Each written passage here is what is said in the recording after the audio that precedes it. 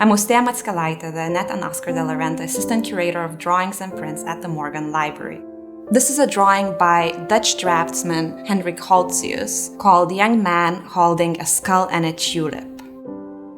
Although he is not exactly a household name, if you asked me, I'd say that Goltzius is one of the greatest artists and especially one of the greatest draftsmen to have ever lived. Endlessly inventive, highly skilled, and very productive, Goltzius dominated the artistic culture in the Dutch city of Haarlem at the end of the 16th and the early 17th centuries.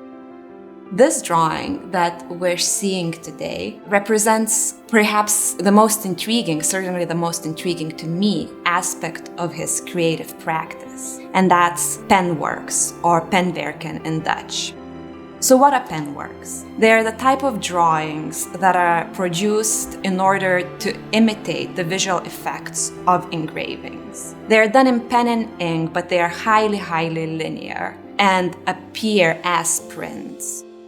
This is not a preparatory work for a print, it's an independent work of art in its own right. In many ways, I would say it's really a showpiece, a work that's created to represent the virtuosic skill of the artist. When you're making a drawing like this, you really cannot make a mistake. And Goltzius, using a quill pen, could produce lines of great variety and intensity. What I marvel at most when I look at a drawing like this is the amount of different textures that Goltzius was able to create with this very humble tool.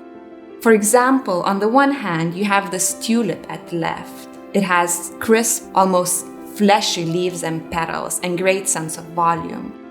On the other hand, you have these very fluffy light feathers that adorn the boy's hat. These penworks are very rare, and this one just happens to be so large, so exuberant.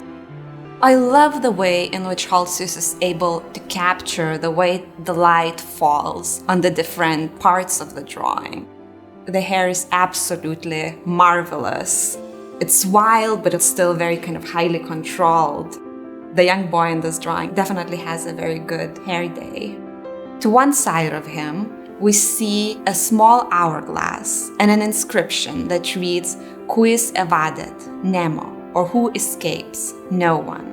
This suggests that this drawing belonged to a venerable tradition of vanitas pieces, or memento mori. They are works of art that are really intended to remind viewers of the transience of their earthly existence.